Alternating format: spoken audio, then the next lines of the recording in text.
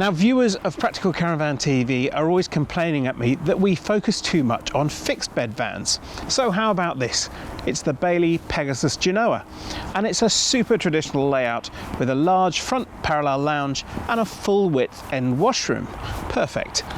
The fourth generation Pegasus was introduced for 2016, and it brought with it a massive improvement in looks. The old Alutech design has been carried over, however it's got crisp polar white sidewalls and these rather funky new blue graphics. They look really great.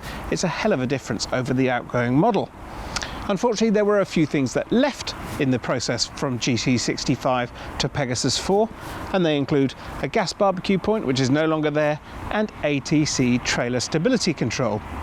You do, however, get an AKS hitch stabilizer, an external 230 volt socket, and a really usefully large external locker, which has got a plastic liner inside, so it's ideal for putting muddy boots and coats. Of course, this is a Bailey, so there's no front gas locker. Instead, you'll find it here on the near side, in fact on your awning side, but everything else is relegated over to the off side, apart from the toilet cassette hatch. Because this is an Alutech van, it can be mounted in the rear wall, which is a unique Bailey feature. Like the rest of the Pegasus range, and indeed its flagship unicorn sibling, the Genoa features this fantastic full-height front window. It really is one of the best features of these Bailey vans, and it brings in masses of light.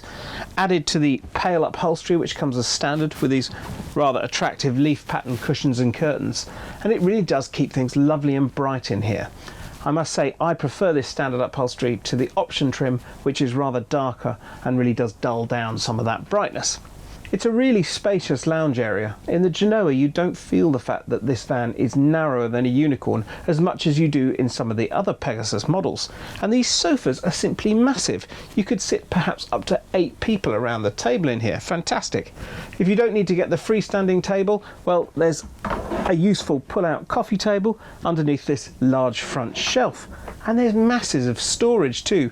There are huge overhead lockers and large bed boxes beneath each sofa, although unfortunately the only way to access them is to lift up the sofa bases themselves because there are no drop-down flaps.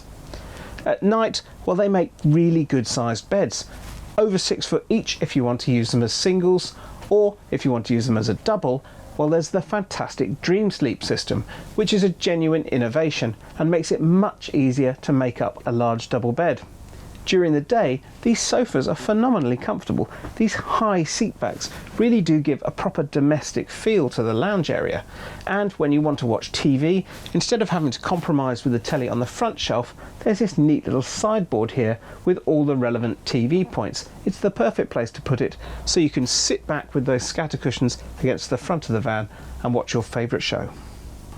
All of the kitchen equipment is packed in here on the offside. We've got a top spec separate oven and grill with the obligatory dual fuel hob with an electric hot plate, and it's been mounted sensibly just a few centimetres away from the bulkhead here, which means there's room for your pan handles and also room underneath for a small wine locker. There's a good sized stainless steel sink, and you'll even find the controller for the Truma combi heating here, which is ideal. It means it can be controlled from either the lounge or indeed the kitchen. Underneath the sink, there's a proper domestic sized drawer, which is always good to see instead of those tiny pokey little drawers. It means there's loads of room for cutlery and indeed utensils in there. Moving back, we've got a Tower slimline fridge freezer, which is a very nice feature indeed, and mounted above it is the microwave. It's at a sensible height and not over anything dangerous. Always good to see. So what are we lacking? Well, we're lacking worktop, aren't we?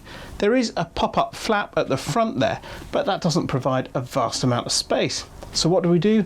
Well, of course we go over to the near side here, where there's simply masses.